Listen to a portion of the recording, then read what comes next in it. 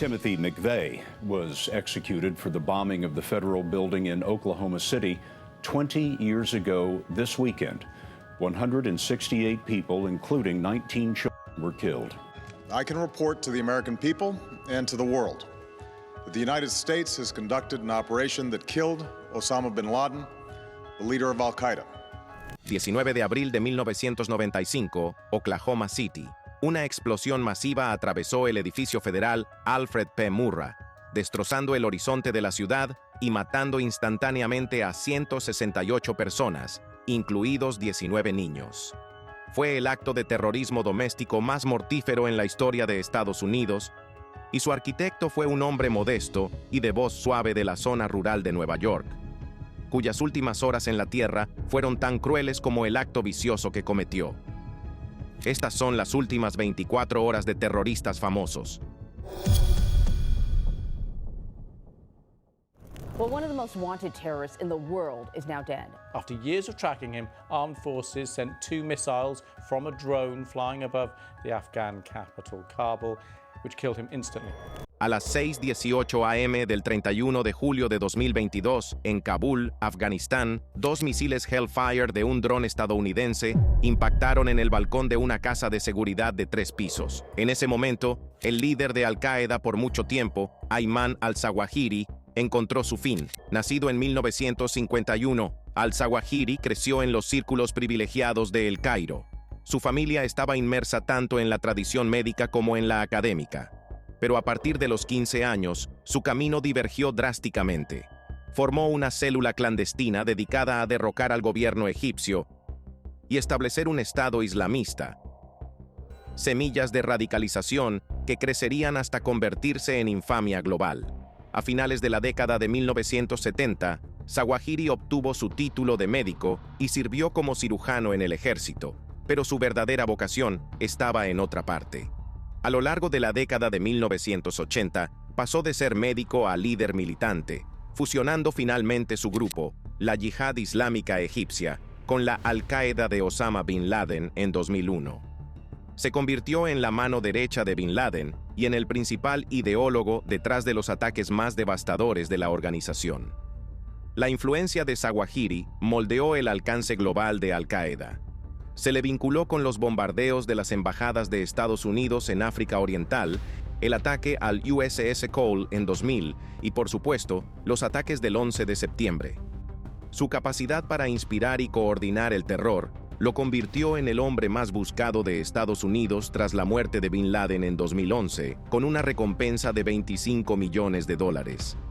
Pero el estilo de liderazgo de Zawahiri difería notablemente de la presencia carismática de bin Laden. Era más intelectual, menos un comandante de campo de batalla. Zawahiri, falto de carisma, estaba hundiendo a Al-Qaeda, según el analista de CNN Peter Bergen. Sin embargo, su influencia perduró, particularmente a través de un flujo constante de mensajes de video y audio que continuaron hasta sus últimos días. Durante años, las agencias de inteligencia estadounidenses persiguieron a Zawahiri por las regiones tribales de Afganistán y Pakistán. Los 2006, que no dio en el blanco. Pero la caza nunca se detuvo. A principios de 2022, misiles impactaron. Zawahiri estaba solo en el balcón. No hubo bajas civiles. Sus familiares, presentes en la casa, resultaron ilesos.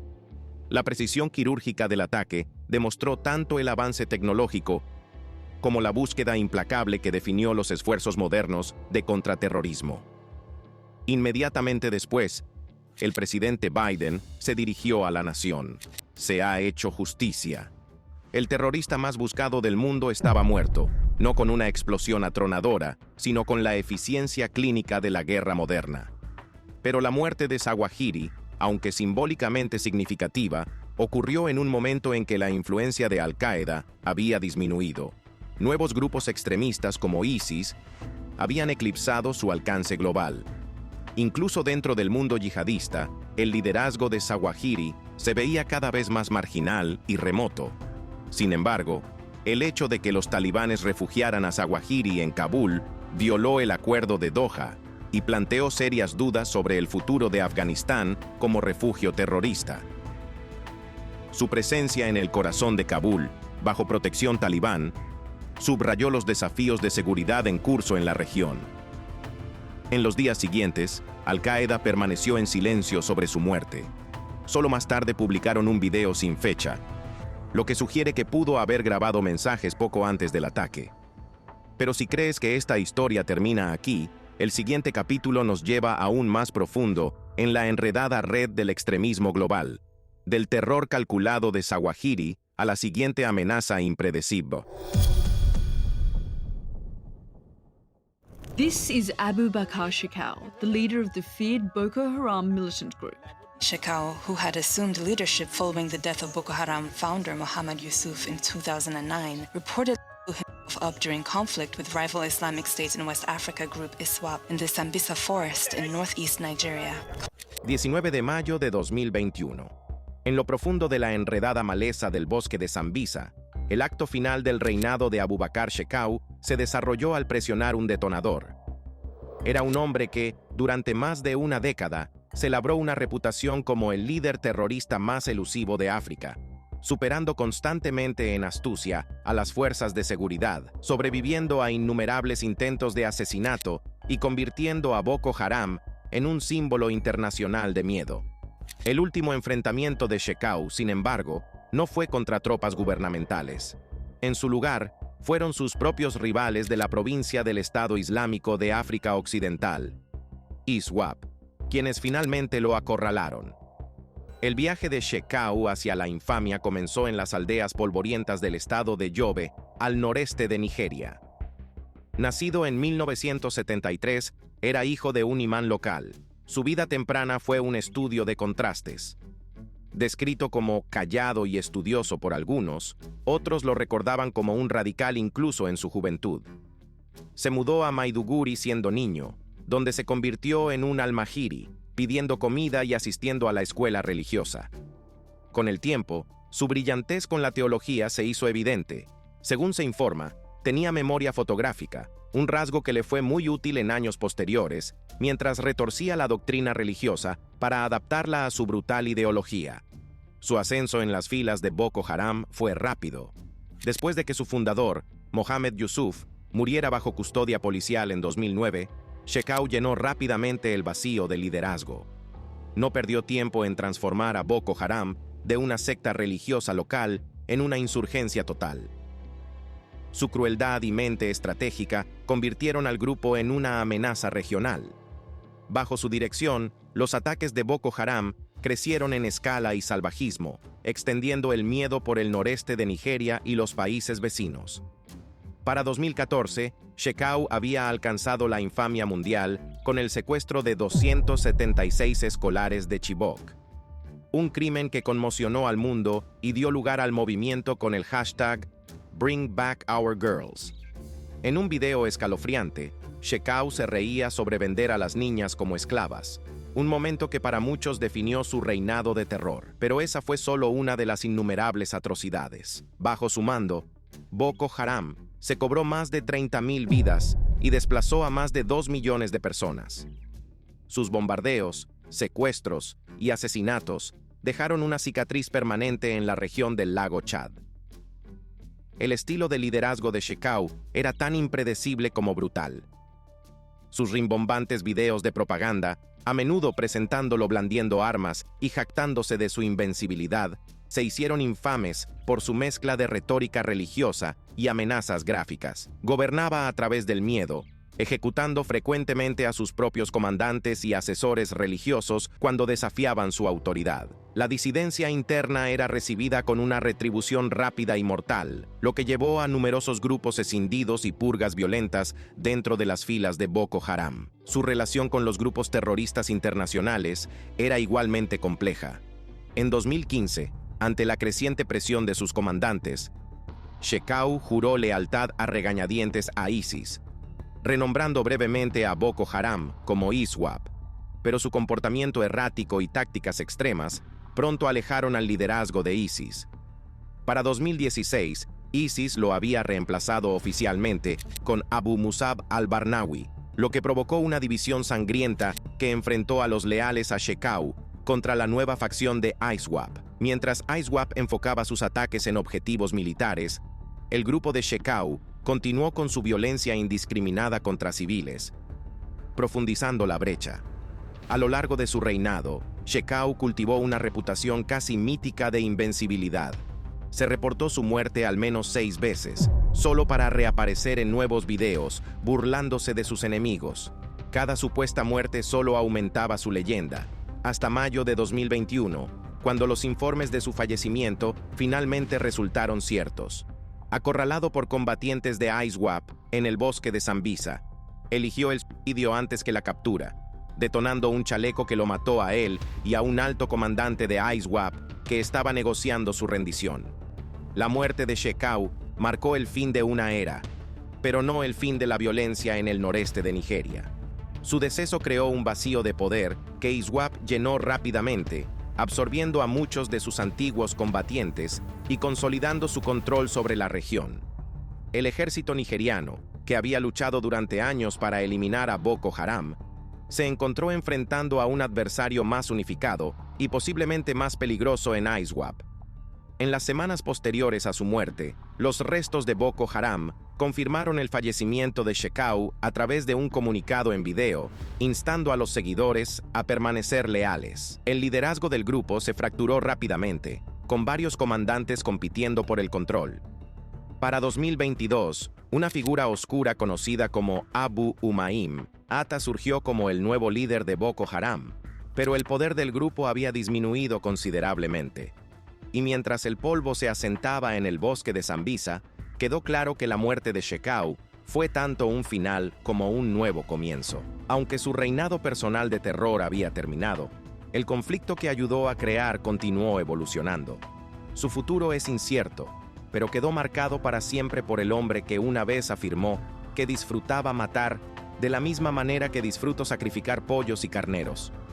Pero si crees que la historia de Shekau terminó con una simple explosión en el bosque, espera a escuchar la historia de Timothy McVeigh, un terrorista doméstico estadounidense que planeó y perpetró el atentado de Oklahoma City.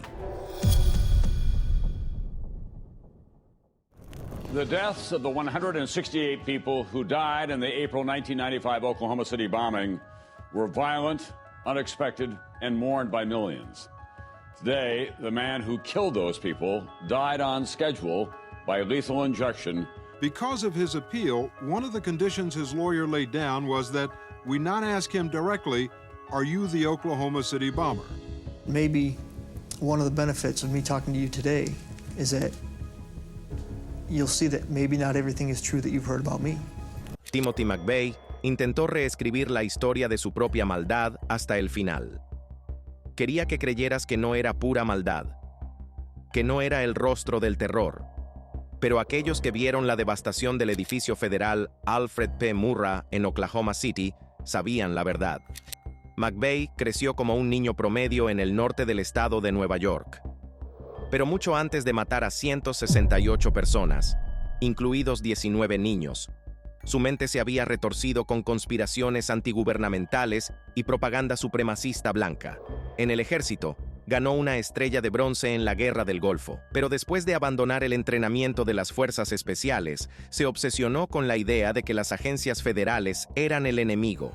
Eligieron el 19 de abril de 1995, el aniversario del asedio de Waco. Esa mañana, McVeigh estacionó un camión Ryder lleno de explosivos frente al edificio Murrah y se alejó.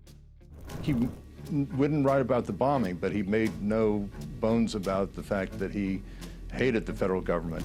Antes del atentado, McVeigh escribió cartas que revelaban su profundo odio por el gobierno federal, pero nunca escribió sobre el acto en sí. Una omisión calculada que decía mucho sobre su mentalidad. Are you prepared for death? I am. I came to terms with my mortality in the Gulf War. Ese desapego frío estuvo a la vista durante todo su juicio y encarcelamiento. Pero los investigadores encontraron pruebas de que lo sabía y no le importó. In truth, from my psychological perspective, it's a little easier being on death row because you know how you're going to die. You can narrow down where you're going to die. La actitud de McVeigh en el corredor de la muerte era inquietantemente tranquila. La aceptación escalofriante solo profundizó el horror para las familias de las víctimas. En prisión, McVeigh escribía sobre temas mundanos, sus programas de televisión y películas favoritas, mostrando un lado perturbadoramente normal que contrastaba con su crimen monstruoso. Esta es una característica del comportamiento sociopático, como señaló un periodista que mantuvo correspondencia con él. Pero el verdadero Timothy McVeigh no era el hombre que charlaba sobre los Simpson en cartas desde la prisión.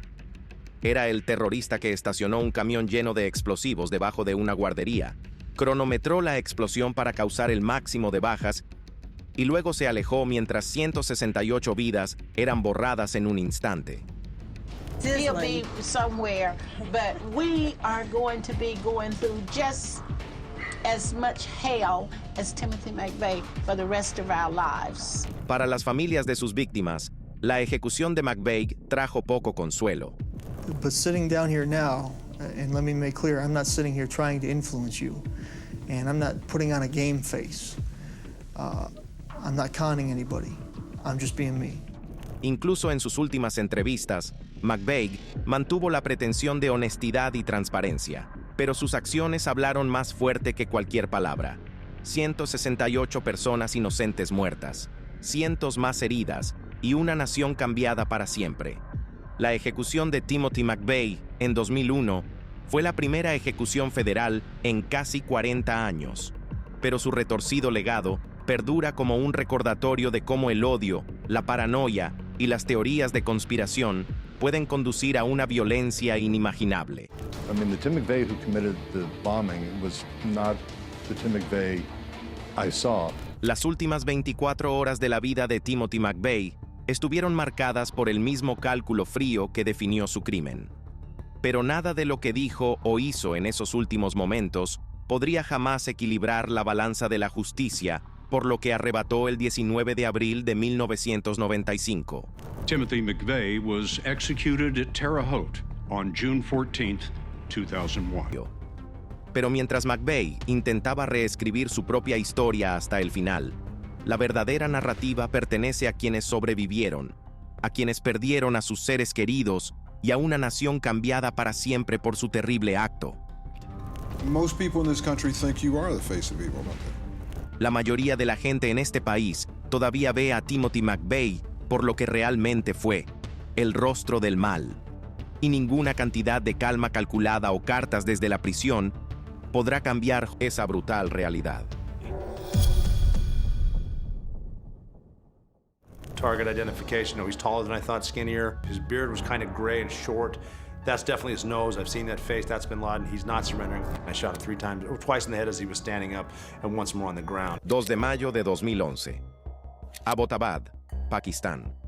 El terrorista más notorio del mundo, Osama Bin Laden, estaba a punto de encontrar su fin en una dramática incursión de medianoche por parte de los Navy SEALs de Estados Unidos. Durante años, Bin Laden había logrado evadir a las agencias de inteligencia más poderosas del mundo. Después de orquestar los ataques del 11 de septiembre, se había convertido en el hombre más buscado del planeta, con una recompensa de $25 millones por su cabeza. Las agencias de inteligencia estadounidenses habían pasado casi una década cazándolo, siguiendo pistas que a menudo no llevaban a nada más que callejones sin salida. Pero en 2010 se produjo un avance cuando la inteligencia de Estados Unidos rastreó a un mensajero de confianza hasta un misterioso complejo en Abbottabad, a solo 1 milla de la Academia Militar de Pakistán. La ubicación era inusual. No era una cueva remota en las montañas, sino un complejo amurallado en un vecindario relativamente acomodado. La estructura de 3 pisos estaba rodeada por muros de concreto de 18 pies de altura, rematados con alambre de púas, y carecía de conexiones de internet o teléfono. Los habitantes quemaban su basura en lugar de sacarla para la recolección.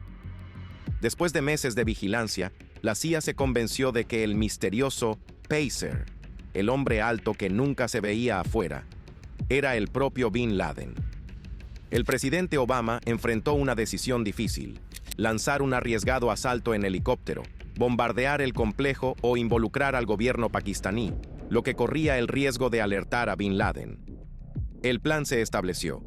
La operación Lanza de Neptuno sería un ataque de precisión por parte del equipo SEAL 6, lanzado desde una base en Afganistán. El 1 de mayo de 2011, 2 helicópteros Black Hawk modificados despegaron, transportando a 23 Navy SEALs, un intérprete y un perro militar llamado Cairo. A medida que los helicópteros se acercaban al complejo bajo el amparo de la oscuridad, las cosas casi salen mal. Uno de los Black Hawks se estrelló mientras intentaba aterrizar dentro de los muros del complejo, probablemente debido a una temperatura del aire más alta de lo esperado y al patio cerrado.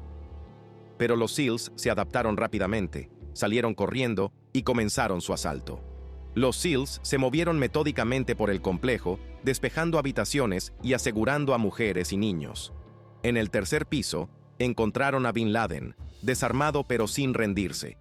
Los informes iniciales difieren sobre la secuencia exacta, pero Bin Laden recibió 2 disparos en la cabeza y murió instantáneamente.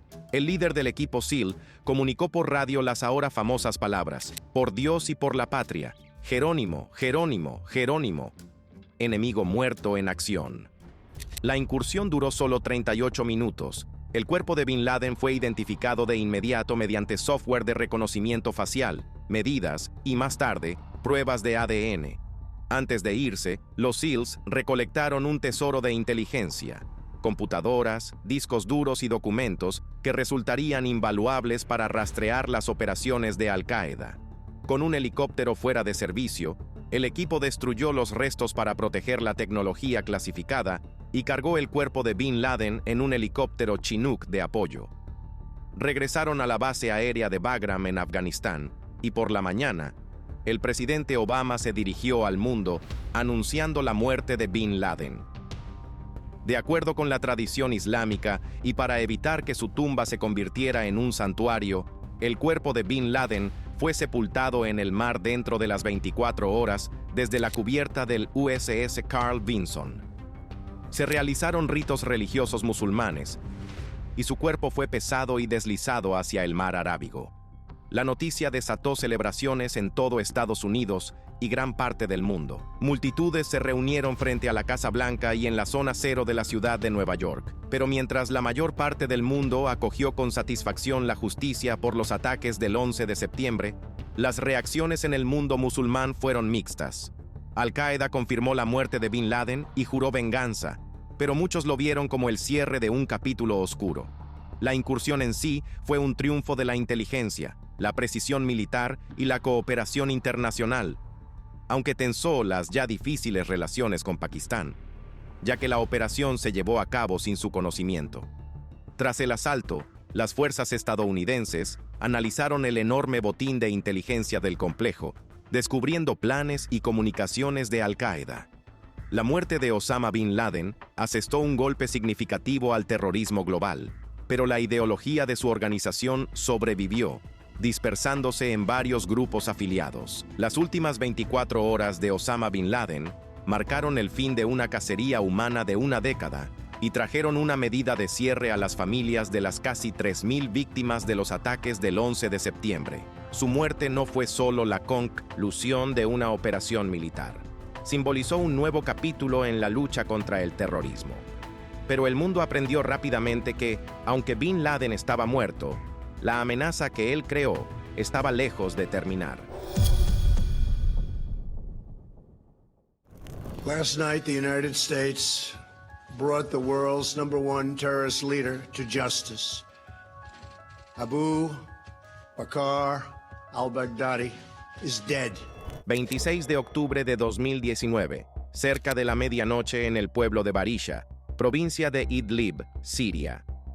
El jefe del llamado Estado Islámico, Abu Bakr al-Baghdadi, fue acorralado por las fuerzas especiales de Estados Unidos, tras meses de implacable recopilación de inteligencia. Este momento marcaría la culminación de la búsqueda mundial de uno de sus hombres más buscados.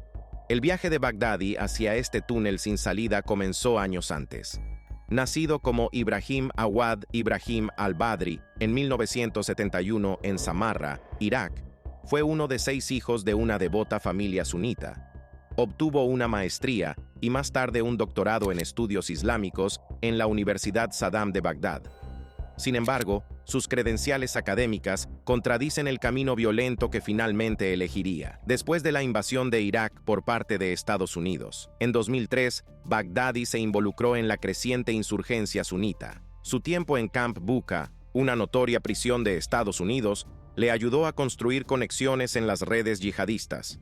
Para 2010, había tomado el control del Estado Islámico de Irak. El caos de la guerra civil siria proporcionó la tormenta perfecta para sus ambiciones. En 2013, fusionó su grupo con extremistas sirios, dando a luz a lo que el mundo conocería como ISIS. Cada paso que dio Baghdadi fue calculado. Su única aparición pública en la gran mezquita de Mosul en julio de 2014, declarándose Califa Ibrahim, conmocionó al mundo. Reclamó un vasto califato que se extendía por Irak y Siria, atrayendo reclutas de todo el mundo. Bajo su liderazgo, ISIS desató un reinado de terror marcado por la brutalidad, la esclavitud de minorías y el terrorismo global. Pero a medida que el territorio de ISIS se encogía, Baghdadi se retiró a las sombras. Para 2019, rara vez se le veía, confiando en una red de seguridad hermética y múltiples capas de protección. Las agencias de inteligencia de Estados Unidos, Irak y las Fuerzas Democráticas Sirias, SDF, lideradas por kurdos, pasaron meses armando el rompecabezas de su paradero. Los avances clave provinieron de mensajeros de ISIS capturados, familiares y un contrabandista que previamente había ayudado a trasladar a sus parientes. El avance final provino de dentro de su propia organización. Un ropa interior de Baghdadi para pruebas de ADN, confirmando su identidad. La noche del 26 de octubre, 8 helicópteros estadounidenses que transportaban operadores de la Fuerza Delta y Rangers del Ejército volaron 70 minutos a través de espacio aéreo hostil, coordinados con fuerzas rusas y turcas para evitar choques accidentales. Al acercarse, se encontraron con fuego de militantes ajenos a ISIS en la zona, el cual fue rápidamente neutralizado por ataques aéreos de apoyo. Al rodear el complejo, las fuerzas de Estados Unidos pidieron la rendición en árabe. 11 niños y varias mujeres salieron y fueron detenidos. Pero Baghdadi, con 2 niños, huyó hacia un túnel debajo del edificio. Un perro de trabajo militar llamado Conan lo persiguió hasta un callejón sin salida. Acorralado y negándose a ser capturado, Baghdadi detonó un chaleco suicida, matándose a sí mismo y a los 2 niños. Las fuerzas de Estados Unidos recuperaron sus restos y confirmaron su identidad mediante un análisis rápido de ADN utilizando muestras de su encarcelamiento anterior. El desenlace fue rápido. 2 hombres adultos fueron capturados y se incautó un tesoro de documentos y dispositivos electrónicos, proporcionando inteligencia crucial sobre la estructura restante de ISIS. El complejo fue luego destruido por ataques aéreos para evitar que se convirtiera en un santuario. La muerte de Baghdadi fue anunciada por el presidente Trump a la mañana siguiente, aunque algunos detalles de su relato fueron posteriormente cuestionados por oficiales militares. El Pentágono confirmó que había sido sepultado en el mar, siguiendo ritos islámicos. La operación marcó un golpe significativo para ISIS, pero no terminó con su amenaza. El sucesor de Baghdadi fue nombrado rápidamente y la estructura descentralizada del grupo le permitió continuar las operaciones, aunque a una capacidad reducida. Además, su muerte provocó reacciones internacionales. Los aliados elogiaron la operación, mientras que incluso los rivales reconocieron su importancia. Sin embargo, Irán y el régimen de Assad en Siria restaron importancia a su relevancia, afirmando que la amenaza de ISIS no había terminado realmente.